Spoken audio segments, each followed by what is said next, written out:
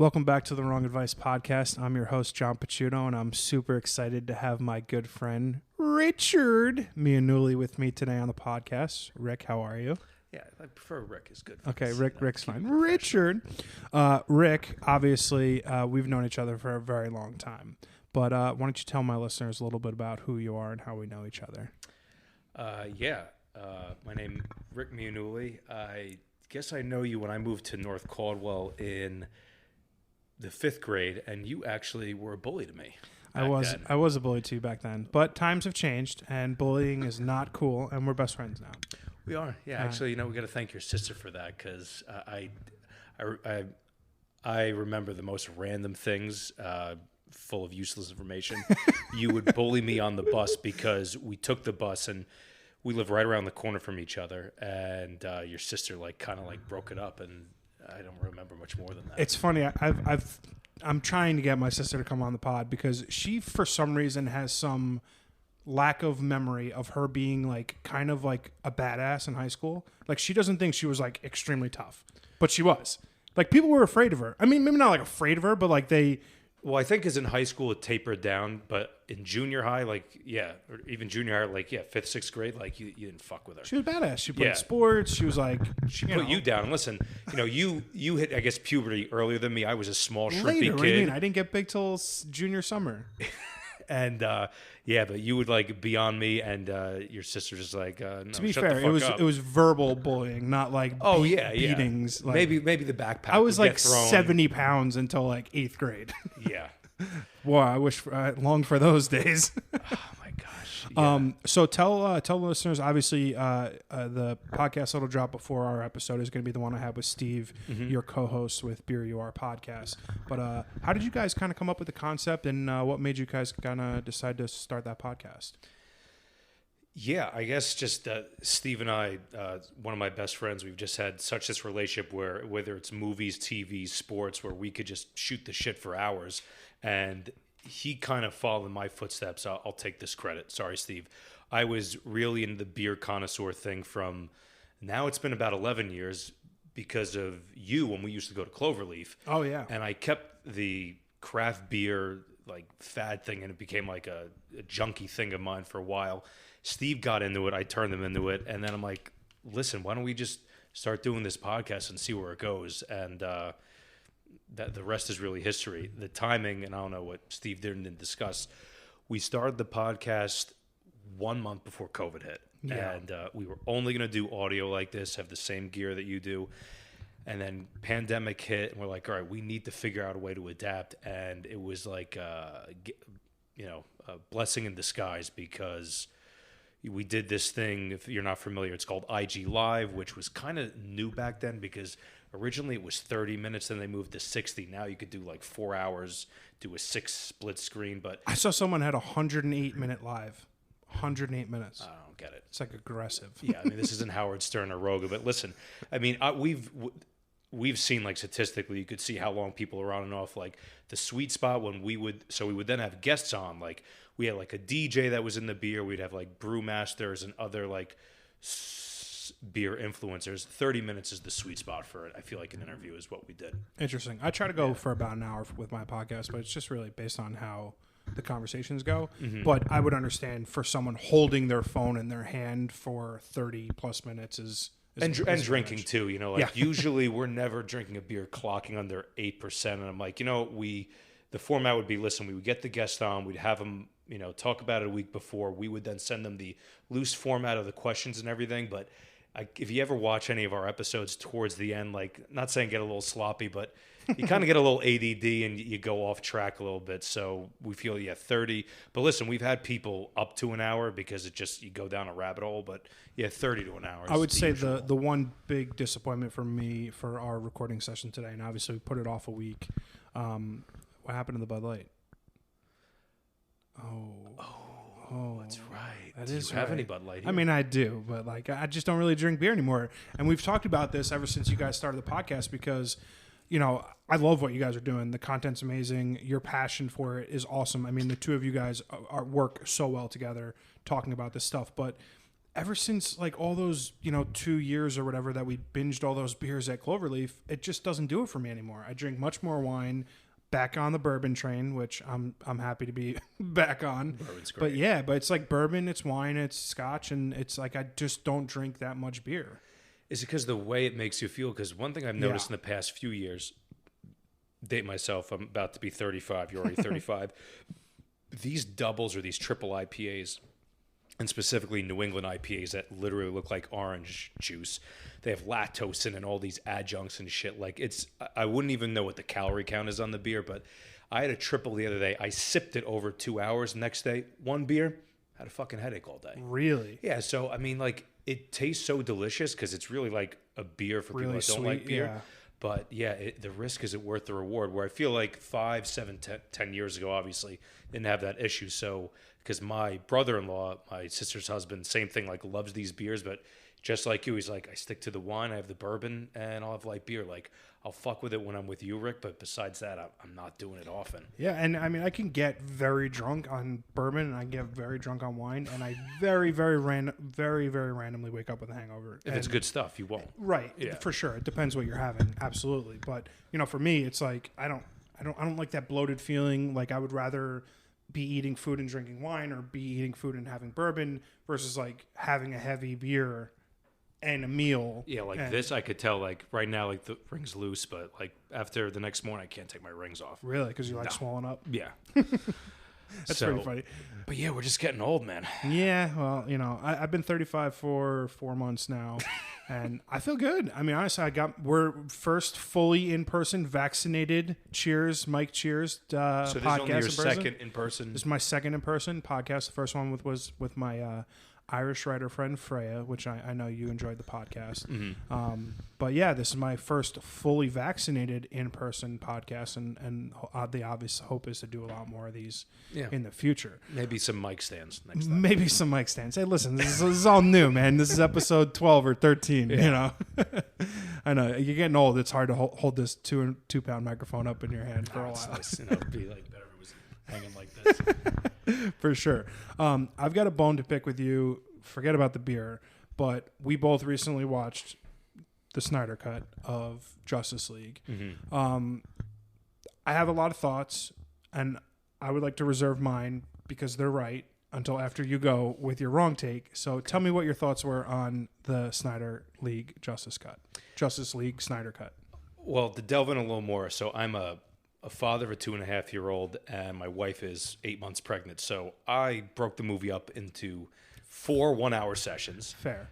So it was like kind of like watching Game of Thrones or like a show, because really that shit's all like a movie anyway. So I don't know, maybe because it was broken up like that, like the boredom never set in. But I like the story. I've also, believe it or not, I've never seen the original one. Neither did I. Okay, so I know that apparently the Whedon version left a lot of bad taste in people's mouths. So that was my question. If you saw that, so maybe you just came in being like, fuck this movie. No, I didn't see the original. I did see Batman versus Superman, which also wasn't good. I don't know who did that. Was that Whedon as well? Or was that Snyder? I can't remember. It definitely wasn't Snyder. That was not a good movie either. And I mean, for the most part, I don't have a preference, like character-wise. Like, love me Superman, love me some Batman. Like the characters are rootable characters, like people that you want to see on film in good stories. Do you not like? I don't know. I feel like the Chris Nolan movies, like, kind of like set such a different. Those shouldn't just be standalone. Like, listen, like, this was some epic masterpiece that happened, but you can't. At least like Marvel has always been consistent because there's always been some same management running that with different directors. It's the money difference. Ultimately, that Disney money. Yeah, it's that Disney money. It's that Mickey Mouse motherfucking money that makes a huge difference. But here's my issue: the Nolan trilogy for the Batman movies is arguably three of the best films ever made. Comic book movies, definitely. You could take the comic book aspect out of it and stand alone and works of art. They're works of art. They're tremendous films. My problem with the Snyder cut of the Justice League movie, obviously, number one, is the length. It's fucking ridiculously long. It could have been 30 to 45 minutes shorter. Because the original was just over 2 hours. Okay, fine. Didn't see it, but whatever. Maybe I will. I think you could still see it. Yeah. So my question is, 4 hours and 2 minutes, you're obnoxiously long. There was so much in that movie that it didn't need to be in there. We can agree on that, I would think. But, like, why does Zack Snyder have to be the biggest douche on the planet and fucking film that thing in 16.9. And don't tell me IMAX, because No one's going to the movie theaters. So it's like, what was the thought process? Okay, you're an artist. You want the aspect ratio for IMAX. Bullshit. Yeah, he was trying to be a comic, but not like besides the IMAX. It's like when you, and I didn't read comics growing up, but my cousins did. The cutouts on a comic on the page are all squares, apparently, and he I would was think trying of them more rectangular myself, more tall than yeah, thin. me too, more rectangular. But I read besides the IMAX, because I didn't realize IMAX 4:3, but that's right, it's a big square, it's not wide, 16:9. But he said that's the reason. But I don't, I didn't mind it. If everyone's got 65-inch TVs now I know, anyway. it just looks stupid. I don't know.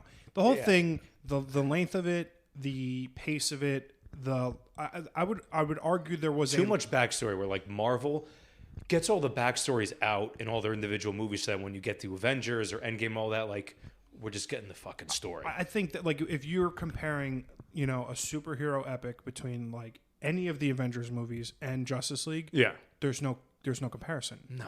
And until they can make a movie that is under 3 hours, shot in the correct aspect ratio. Endgame was 3 hours, though. Yeah, I know. I'm just saying, in and or around 3 hours.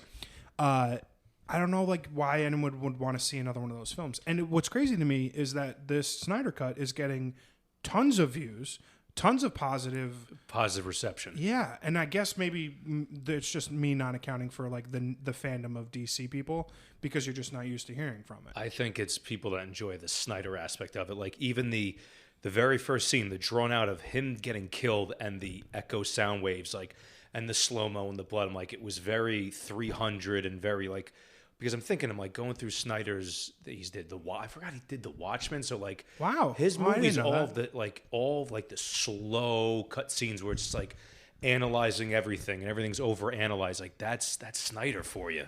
Listen. So that's a lot of his films are. I didn't even know he did Watchmen. Watchmen's one of my favorite movies. Zack Snyder. Yeah, so I didn't even know that. Obviously, 300 is sick. Yeah. So he can make a good movie. I think it's funny, like I watched a couple YouTube videos where they were showing scene by scene cutouts of between like a Whedon film scene and a Snyder film scene. Cinematography wise, he's blowing Whedon out of the water. Of course. No question. It's just like Is that necessary though? Yeah. It's like 4 hours. Come on. Yeah. Before we started recording, you mentioned the Lord of the Rings trilogy, which we both enjoy quite a bit. What would you say is like your, maybe not your favorite movie of all time, but top 3 favorite movies? Believe it or not, it's none of those fantasy movies. Just from high school, just smoking a lot of weed and just like getting stoned, watch this movie. My 2 favorite movies were Kill Bill Volume 1 and Fear and Loathing in Las Vegas. All right, nice. And I could tell you, and Sweetwood could attest to this, I probably didn't, if I was sober, I didn't remember the first 30 to 40 minutes of Kill Bill for multiple times of watching it. We just get that baked, because he's always like, oh, not a joint. He'd have these things called these roar bongs, which are these, like, the company doesn't exist anymore, based out of Germany. These special slits in the glass, ice catchers, and these bubble diffusers. So you take one rip from that, and you're on Jupiter. You were just gone. So regardless, no, I enjoy. I'm like a Tarantino nut. Like that's more my thing. Yeah, I mean, I'm not a Tarantino fan. I like a lot of his movies. I dislike some of his movies. He's another guy who like loves to suck his own dick a little bit in his films. He deserves that. I mean, once upon a yes and no. Like I thought Once Upon a Time in Hollywood was fantastic. Yeah. Did we see that together? No. Okay, I thought for some reason we saw it together. I mean, that's definitely one of my favorite movies. I mean, I think the big thing with Tarantino is like his performances that he's able to get out of his actors are probably on another level compared to other directors. But like sometimes it's like, dude, come on, chill out. Like, yeah, I feel like he commands that respect now, though, but maybe not back in the Pulp Fiction era. Oh no, because all he had was Reservoir Dogs. Then. Yeah. But yeah, I mean, I'm a Tarantino fan. I like it. I'll see any movie he makes just because of who he is. I'm curious what it is about Fear and Loathing that you like. I mean, it's not a bad movie. I just like have such a hard time looking back on Johnny Depp movies and. Like, well, because of his personal life now. Yeah. Yeah, I mean, I always separate church from state with that. I mean, when he was with, because Amber Heard was in Pineapple Express, that totally, like, clipped out of my mind. Yeah, she's Seth Rogen's girlfriend in Pineapple Express. Wow. Yeah, I mean, like, you're in your 50s, and, like, I'm pretty sure she's either our age or younger. It's like, she's what the fuck you doing? Yeah. Bro. So, that's when I knew, all right, this marriage is not good. You own islands and you're spending like $80,000 a month on wine. Like, you yeah. know, this is not going anywhere. So you're a raging alcoholic and you have too much money, so no one's stopping you. Now you get like a 30-year-old, probably she's a lunatic too. It's not going to be good. Yeah. But that movie, honestly, it's the comedy aspect of it. But if you've seen Fear and Loathing, I was going to say the source material for me, the book. I've actually never read the book. I No want to read kidding. it. Yeah. Wow. Okay. Wow. Yeah. I'm embarrassed to say that because I used to have posters and everything, but I've never. That is surprising. Well, put it on Amazon, order it. I have read The Rum Diary, though. Okay. Okay. And I actually never saw the Rum Diary movie. I've read the book. That's where he met Amber Heard. No way. She was, yeah. So I he didn't was realize she was himself in in that, and she was the main female tag in that. Wow. That's how they got together. Didn't realize that. Yeah, it was a real, like, kind of under the radar, like, all, like, the Fear and Loathing nuts went and saw it. But what I was saying about Fear and Loathing is the first 45 minutes are just ridiculous. It's all these drug and acid trips. But then the movie kind of takes a real slowdown, and, like, they kidnap, like, Christina Ricci for a while, and, like, it gets all dark. But the movie really has no resolve to it. They kind of just all go away. But I just, mainly for the beginning part of it, which was so ridiculous. And then knowing that it probably happened in real life is just amazing. Yeah. I mean, it's like, well, Yeah, his it's their best interpretation of it, but yeah. or best recollection of it. Yeah. Talk about a fucking lunatic. And then think like Tobey Maguire, like how he even got that role. He was the hitchhiker kid in the beginning. Wow. See, this is the other thing about getting old. Like when you mentioned Amber Heard and Pineapple Express, that completely forgot that. Definitely forgot that Tobey Maguire was in fucking. Yeah, he's the hitchhiker, and like they just like bug him the fuck out in the beginning. Wow. Yeah, totally. That's another weirdo who just like disappeared off the face of the earth. And like I know he had a whole bunch of money, but I think the third Spider-Man was just the problem. That movie was real bad. Dancing he was like, all over the place. He got all dark because he was the dark Spider-Man before Venom stepped into it. Yeah, that was no good. Yeah, but plus also he's got like I would bet like $100 million. Well, whatever he has in gambling. Well, he's in the Brat Pack. He's like friends with DiCaprio and He's Kevin got Conley. a big gambling problem. I don't know if you know that. No. Like, so Molly's Game. You ever see Molly's Game? Mm-mm. So Molly's Game. So remember Orlando Bloom? He was a Olympic skier. He played on the Philadelphia Eagles for a little while, but like X Games skiing. Like he would do the moguls, the slaloms, So like whatever. He's a pro. Yeah, he's a pro.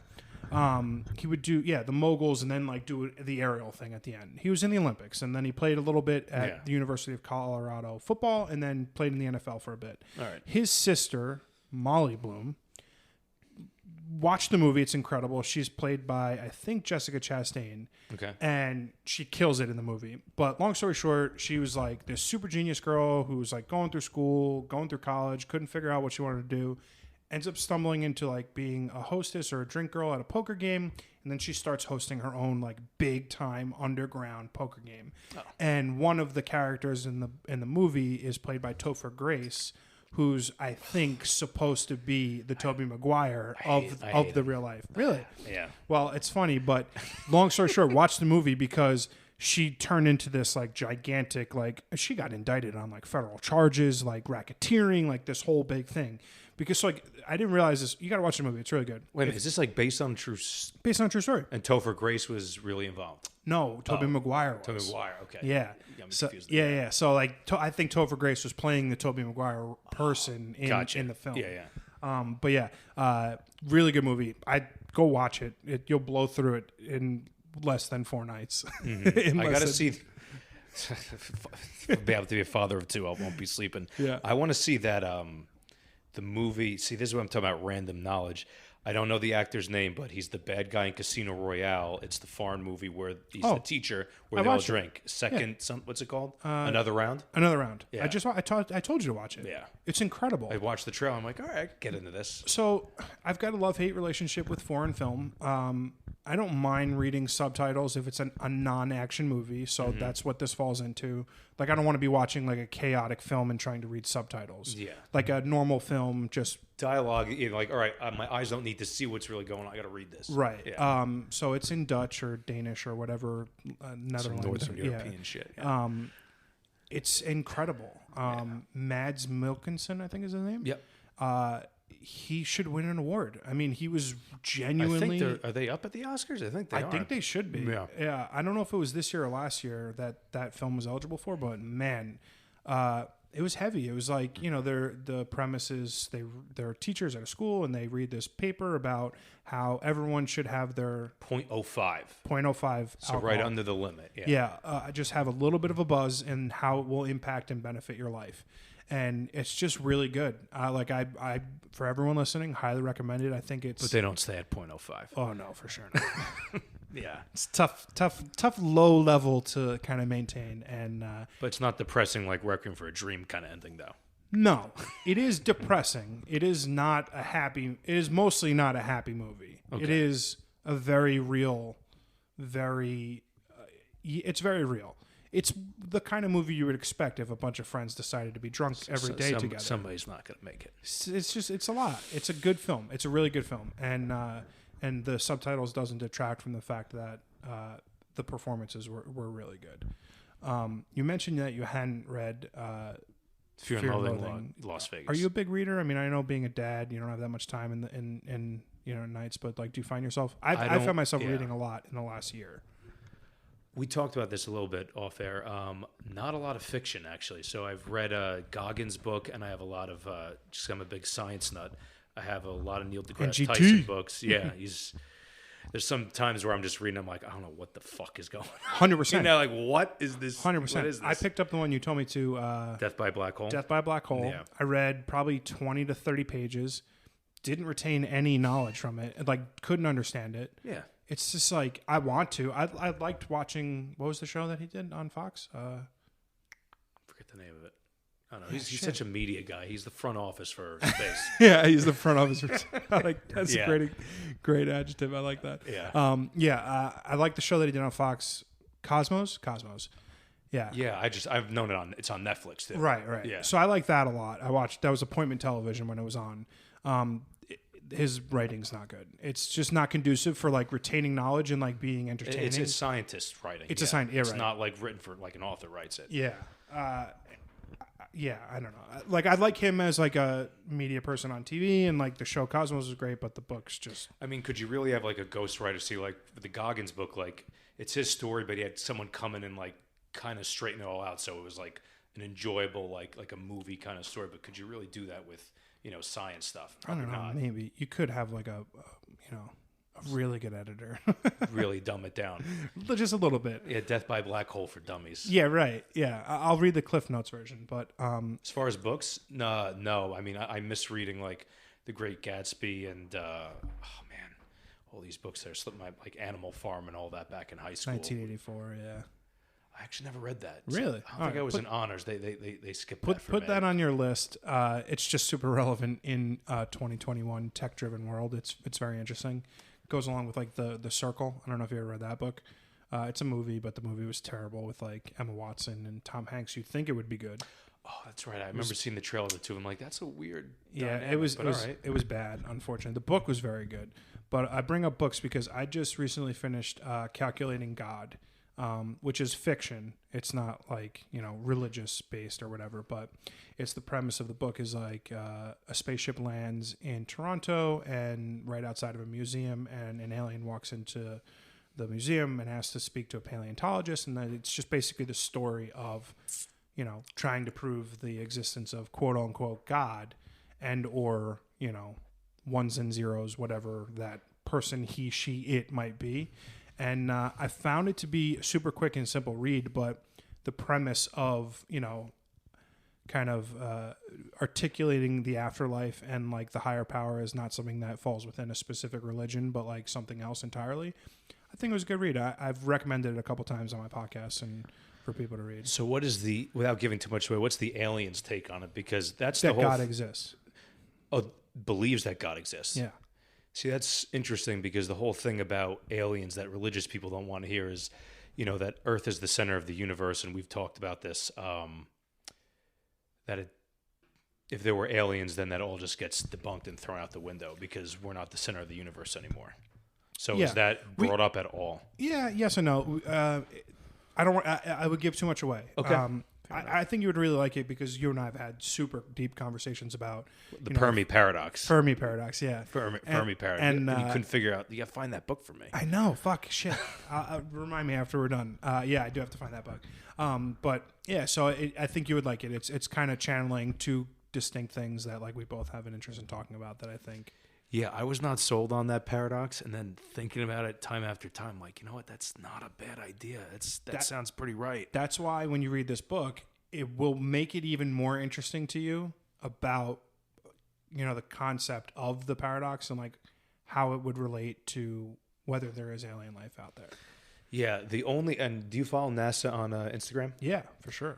Yeah, when you start talking about like light years, so that's like, light moves 186,000 miles per second, and then in a human year, maybe the truth is that, okay, if we all start at the same time, look, it takes us 9 months to get to Mars. Maybe space is just too big. So I have a thought. I'm sorry, space is too big. Space is too big. That's why. Yeah, for sure. We don't have the technology to like view enough of it, and the amount of time that it takes to view it. 2% of the sky is at any time what we could see. Right. So nothing. It's like, it's just the sheer amount of time that it would take to view enough of it to get the likelihood that you're going to see something that would be like, oh, that could be, extraterrestrial life. Yeah. Is just going to be difficult. I mean, you look at all the UFO shit that's been happening lately, though, and it's like, there's no question that aliens exist. Yeah, that could also just be, technology that we're just being suppressed about. So. You don't think so? Nah, I don't think so. You don't want to go down that Alex Jones rabbit hole right now? I don't think so. I mean, my... I was just going to tell you it's okay. Oh, God. I would say it is less likely that we are the only advanced civilization in the history of the world, in the history of space and time, that we're the only ones. And you could look at it twofold. It seems highly unlikely that we are the only intelligent race. Like, just based on size, I would say it's impossible and super narcissistic to think that. Mm-hmm. And then number two, let's say, for example, that we are the only intelligent life out there. There's no possible way that this wasn't like designed by a creator, because like just the sheer chance that like I believe that. Yeah. So I think it's plausible that it's both, right? There is additional life out there, and they helped us. Yeah.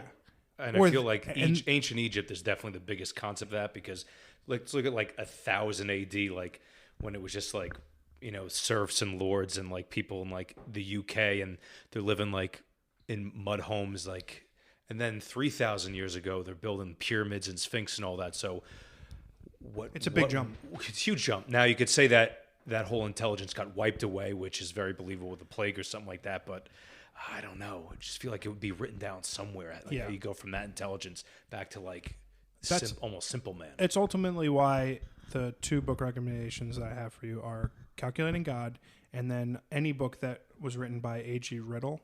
I don't know if he wrote about the Fermi Paradox, the fictional book that I was talking to you about, but he definitely has a bunch of novels that talk about extraterrestrial life and like really cool shit, and things that you would like if you can, I know you're about to have a second kid, but in the few minutes that you have pooping a day, you could read it like a child. No, and I could talk about it with you because I when I'm home and I want to think about all these things, like this, for some reason, scares the shit out of my wife. Like, the movie she's afraid the most of is Interstellar. Really? I love that movie. I love Talk about one of my favorite movies.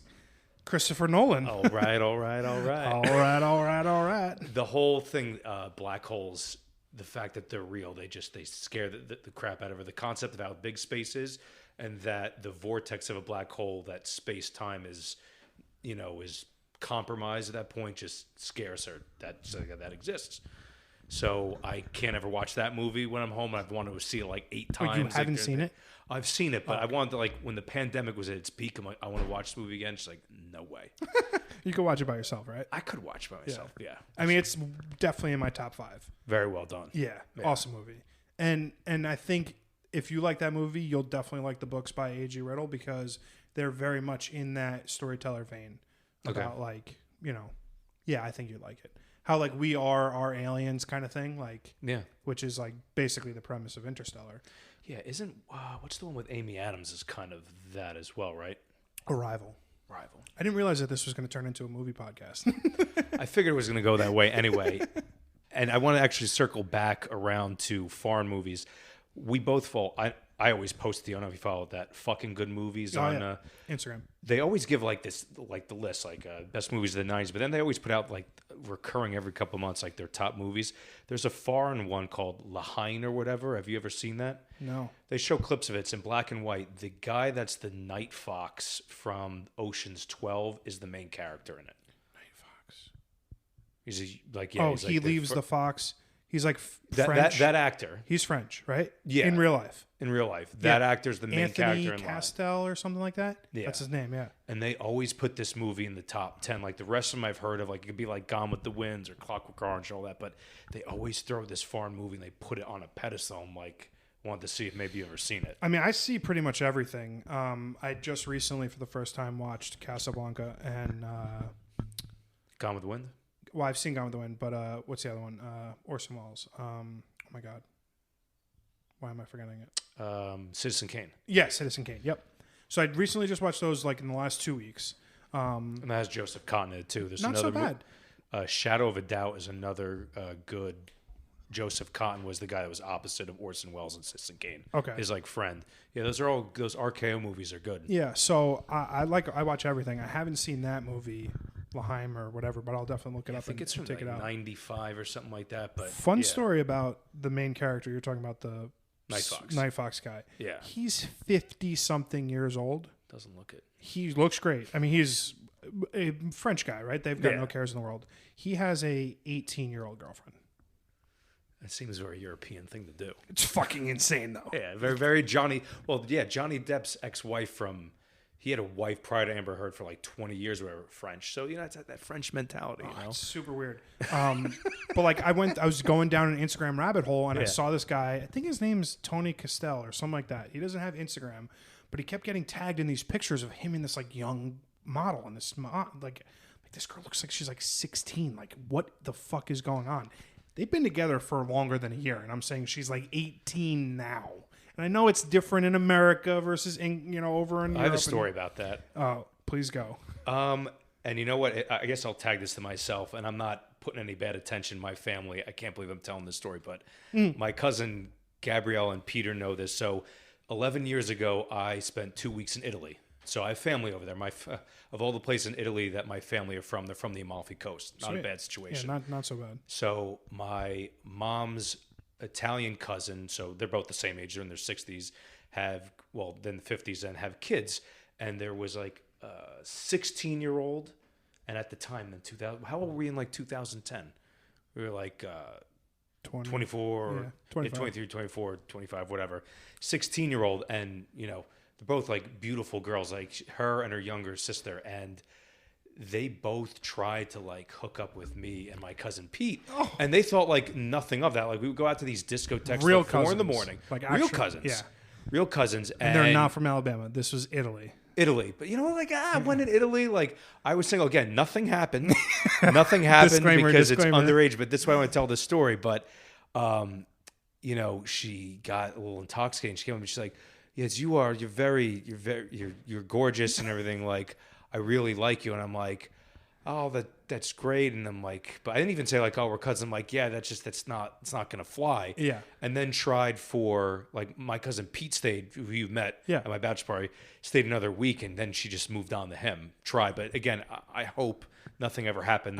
Disclaimer: nothing happened. Nothing happened. Sure. Nothing happened in this story. But again, it's all in the past. But my cousins that were there could back this up. It's a European thing. I guess it's a European thing. Just so like me, like no fault. Like I know, like at the end of the day, like I'm 35, but like I couldn't date a 21-year-old girl. Yeah. Like, let alone if I'm 52 to 55, dating an 18 or. Well, we were like 7-8 years apart, and distant family. I mean, a cousin That's of different. a cousin, another it's continent. It's not a lot of age, right? I'm just saying in general, that is insanely young. Like, insanely. She young. just turned 16. That's crazy. But again, there's no age limit. We were going to a Miami-esque discotheque, like some Ibiza style spot, and they just don't ID you. Actually, this spot we went to, they don't. This was so like underground. Like there's the touristy spots to go in, like all of Europe and Italy. when we get to the door of this place, it was on the beach at night. They're like, to me and my cousin Pete, I'm like, you two, shut the fuck up. You don't say a word, because if you open your mouth and they know you're American, we can't get in here. So everybody that was in there was local Italians that were there. So we had to just, and we even tried like picking fake up. it, yeah. So we just kept our mouths shut, because when you got to it was almost like Eyes Wide Shut. Like there was like a gatehouse, Yeah. and there were like two like bodyguard dudes, and they look at everyone, they flashlight in the car, and we just didn't say anything. And we drove and let us in. Sick Club. It was called like BLU nightclub at like Labrazi. It's right at the point, and you could see like Capri in the distance. And yeah, we would try talking to all the Italian girls that were our age, and they want nothing to do with us. That's really funny. Yeah. I was in Italy in 2008, so a long time ago. Yeah. And every time I tried to talk to an Italian girl, she would laugh at me and walk away. I did, when I was in Florence, end up hooking up with an American while I was there. Yeah. Not that difficult. I did. You know why, right? Because I asked my cousin, like, why does this keep happening? They're like, yeah, Americans, they know that you guys are, you're one and done. Like, you don't want to date them, they're nothing, so, like, they want nothing to do with you. You're on vacation. I don't live here, obviously. That makes total sense. But, yeah, I may or may not have told this girl and her study abroad roommate that George Clooney was my uncle, and we were visiting him, and that's why we were in Florence. And they believe that. I mean, yeah, I was pretty intoxicated when I told the story, so, like, I don't know how much of it was they believed it or I was just being hilarious and charming, but, yeah. Fun fact, fun story. So you had that beer muscle confidence, kind of like that. It was definitely wine. Even then, I wasn't drinking beer. Yeah, as I say, we went in Italy. We're in Italy. Yeah, good times. I got to get back there. My wife is like, "Where do we go?" It's either there or Napa. I'm getting nagged about. Well, so we're both vaccinated. I don't know what travel is going to look like. Obviously, I did a cross country trip this last year. I think you went skiing once, right? Yeah, I just went. You went skiing. Hunter Mountain. Yeah, Hunter Mountain. Oh, I thought for some reason. But I've been to Florida to see my mom. Why did I think you went to Colorado? That was the year before. Jeez, that's how much time's gone by. Yeah. Anyway, I don't know what travel is going to look like, especially international travel. But the next place I'm going to, hands down, Paris. Interesting. I need to photograph the Eiffel Tower, black and white. For that sure. And the Arc of Triumph. Yeah. Is that the right way to say it? And even just taking pictures of the Louvre. Yeah. You should go down into the catacombs, although I don't know, it's kind of like you having a strobe down there. I know. But yeah, that's I don't know when, I don't know where, how, what the process is going to look like, but I need to get to Europe's going to be dicey for a little bit. I know, but I'm vaxxed, so I feel like it's going to be cheap, right? I should be able to go soon and not that expensive. Oh, it's not America. It's them probably not letting us in. No, I know. Yeah. So at the beginning of the pandemic or kind of shortly after I got laid off from my job, I was looking into going to Europe. I was like, I'm going to just backpack Europe. I was like, fuck it. Who cares? I'll be by myself. I'll be safe. I'll wear a mask, whatever. But everything was closed. So if you wanted to go to Paris, you had to quarantine for 2 weeks. They put you up in a hotel, and it was like $8,000 for you to stay in this hotel for 2 weeks. Oh, you'd have to come out of your pocket. Yeah, okay. I was like, no, not really. I mean, that could be like many 5-star hotel nights for like a shithole hotel that you've got to stay in for 2 weeks. Or a hostel, you meet girls that way. Oh, no, I'm not talking about meeting girls. I'm just saying in general, like $8,000 to stay in a hotel because you can't leave, and like all your meals are in your room and everything. It's like... And Paris is so cheap. Oh, yeah, super cheap. You'll get your time. I think you got to wait till, realistically, this all behind us, maybe 2023. Get out of here. Come on.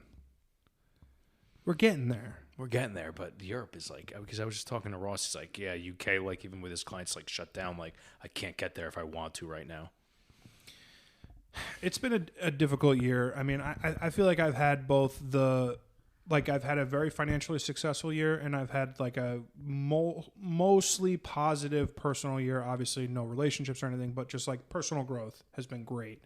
But like I'm ready for normality. I mean, how's like the last year been for you? I mean, obviously you're married, you had a young son, for the most part, juggling work and childcare and the whole 9 yards. How'd you guys kind of cope with all that?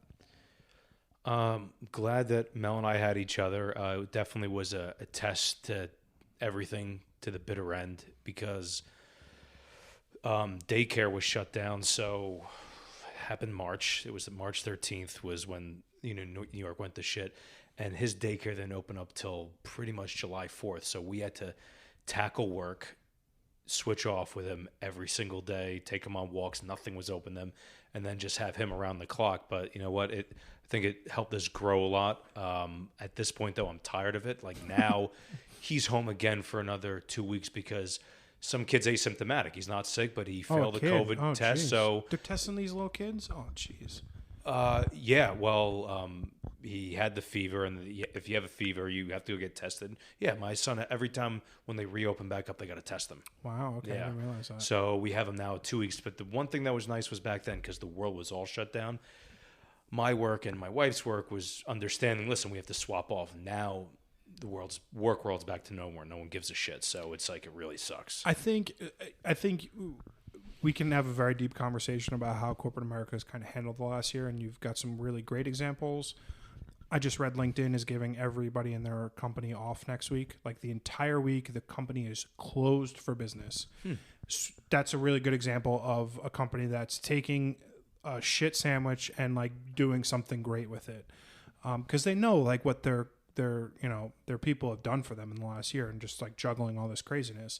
And it's just tough. But I think the number one thing I learned is like, do what makes you happy and like less about, what makes you financially successful. I think obviously that comes with time, but I had a very good year financially last year, but more so learning that I can do my own thing. I could work my own jobs. I can make my own money and not be reliant on someone else, was like a super freeing thing for me.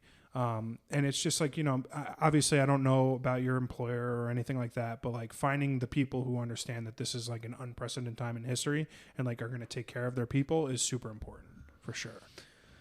Yeah, I agree. I think from what I've seen for the most part, even my company, yeah, I mean, they're all understanding, because to not be would be just, kind of vile and wrong, but not surprising that be the case. But yeah, I've had no issues with that. But yeah, listen, it's both vaccinated. My wife actually just got her first shot, so hoping for a better future. But I think there'll be a lot of red tape before like things are really out of the clear. And I don't want to go into politics, but I think it will take longer than it should. I hope not. Obviously, we spent a lot of time today talking about movies. What are your thoughts on like actually going to a movie theater again? Because I've got two very strong feelings on it, but I kind of want to know what your take is first. The virus will need to be herd immunity eradicated, my point, before it's back. Listen, I know like the red states the theaters are open because you see like even like Godzilla King Kong, like it's out in theaters today, but it's on HBO Max. But think about that. Even with the best HEPA filters and everything, you're in a room. So even if like it's every other row, you're all breathing the same air for 2 hours. Like it's or more. Yeah, I mean, an airplane. Like you're making like that's a commitment that you're going somewhere or you have to go. But to see a movie, then you just wait. And back in the day, like I remember in the 90s, like when like Jurassic Park. I remember when it came out on June 11, 1993, and I got that movie on VHS. Then come out to like December. Like movies took forever to come out, but now it's quickly. Will it come back? I don't know. I think it will have to be different. It has a purpose. You and I have spoken to a lot of people that are like, listen, you have these OLED TVs, you have these crazy sound systems, and everybody has fast internet. So you could just go the streaming route. Movie companies will take a hit and just go that from here on out. But there's something about going to like IMAX, or if you're seeing like a blockbuster, like an Avengers or a Star Wars movie. I mean, when Captain America picked up the fucking hammer, the entire theater broke into applause. Like you're not going to get that at home. No, for sure. And I completely agree. My thought process is, number one, the movie-going experience is going to go more towards the experience level, which is going to be more recliners, more high-end food. It's going to be more like going to a baseball game and less like going to a movie. So fork and screen concept. Like fork and screen is going to and be even forget the AMC version that's in West Orange. Have you been to the iPic in Fort Lee? No, I haven't. I've heard it's sick. And they just built one right at the Willowbrook Mall. An iPic? No, it's one of the it's other. like that. It's another brand, whatever. It's Yeah, those have like love seats. Like think of like the Men in Black, couches. Like egg seats, like big couches. A legit, like probably a step above TGI Fridays, Cheesecake Factory, like restaurant. The iPic in Fort Lee, like you eat dinner there. You could also get that food, but so you could go like 2 hours for the movie, and then full bar. I'm talking like Don Julio 1942, Johnny Walker Blue, like everything, and then you get all that food and drink inside. And yeah, it makes the AMC fork and screen. It's like that's pish posh. That's bullshit. That's funny. So yeah, it needs to be I that. think that's probably the route that it's going to go. More of an experience, less of cram 250 people into a single theater, seats next to each other. And to me, I think the number one takeaway from this year was how okay I was with paying $20 instead of $13 and watching it at home on my couch. I mean, I don't know about you. I mean, I didn't rent like Raya, The Last Dragon or whatever, just because like I don't need to pay $20 to see that. But like, yeah, it will be on the regular in 6 months. Right. Yeah. So I did pay to see a lot of movies and only rent them when $20 usually purchases a movie off of Greenland. Right. Yeah. I mean, I love that movie. I thought it was a great movie. It's not like a critically acclaimed amazing movie, but like for $20, I watched it twice. You get it for 48 hours. I watched it twice. It was a great movie. Parking, popcorn, everything like that. It paid for itself. Yeah, for sure. Yeah, I don't know, but I feel like I keep banging the table. It's okay. I think we're a small percentage. Like the art of like loving the movie is our parents' age, and like we're movie buffs, but it's a dying breed. Where like I know my brother-in-law, like, and we talk to him all the time. He'd be fine. Just he's got a good sound bar. He's got a 75-inch TV. Fuck the movie theater. Goodbye. And that's the majority of the people. I do agree with it to some extent. I think like the difference will be movies like Another Round. You'll rent from home. That's not a movie going experience. Yeah. But movies like Snyder Cut, directors, blah blah blah, whatever. Those big epic movies, these big huge action movies. People are still going to want to go see. Is there enough of those to keep the doors open? Yeah. Yeah. Disney is not going to put, phase 5 or whatever of the next round of Marvel movies are straight to streaming. It's just never going to happen. They're going to put them in theaters. So like the new Black Widow that's been pushed back, that'll go to theaters. Going straight to theaters, yeah. I mean, look. The Batman movie will go to theaters. Yeah, how about the James Bond movie? They've been pushing it off 6 months at a clip. I think it's up to November now. Yeah, and they said when that came out, the Super Bowl trailer, they said only in theaters. Yeah, and I'm going to go see that movie because I fucking love James Bond movies. And my biggest thing is that, like, okay, I'm vaccinated. I feel safe and comfortable going out. It's also fucking sucks to sit in a movie theater for 2.5 hours with a mask on. And you can't hit pause. It's like, it's not a great experience. And until they can come up with something that makes it like maybe little cocoon bubbles where you don't have to wear your mask the whole time. And, it's just like there's a lot of things that I don't necessarily love about the post-COVID movie-going experience, which is going to be interesting to see how they handle it. And then the place where there are theaters open, all in the, the red states or whatnot, there's not asking for, I feel like around here in the blue states, it will be like I feel like that's got to be on a corporate end. So like AMC's the Monopoly movie line. You have to be vaccinated to go to a theater? Like, is that going to be I would imagine that it's going to be difficult to enforce. I would imagine that there will be an attempt to do that. But vaccination passports, like they call, like your card's your passport. I don't know if that's going to happen. So you don't think with concerts or anything? Because now concerts, that's all coming back. MSG, like Rogan's going to be there in October. Yeah. It's coming back. So explain to me what that looks like. Like I'm going to go to a comedy show and I'm going to sit in my seat with a mask on, and then every time I take a sip of beer, I got to pull my mask down. So it's like all these things. Like there's a lot of questions that are not answered yet. Yeah. Outdoor Giants game. Am I going to have to wear a mask? It's not going to be 100% capacity. I know. I just read. Murphy said sporting events, outdoor, what percentage? 30%. Oh, so like what everybody did. Right. Yeah. But still only 30 now. Now, by the time we get to August, how many millions more people will be vaccinated? I don't know. That I would imagine we're going to get to at least 50, maybe 60, 70% by the time the season rolls around. It's just there's all these unanswered 70%, questions. like you're near somebody. Right. Yeah. So here's my question. Do I want to go to a Giant game with a mask on while I'm trying to catch a buzz, while I'm trying to watch a game, or do I want to sit on my fucking couch and watch the game in my ultra high def television on my comfy couch, on my comfy chair?